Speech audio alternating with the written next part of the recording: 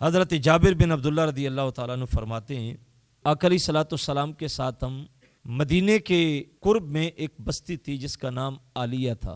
حضور کے ساتھ گئے, واپسی پہ آ رہے ہیں تو راستے میں ایک بکری کا مرا ہوا بچہ پڑا تھا جس کا ایک کان چھوٹا تھا.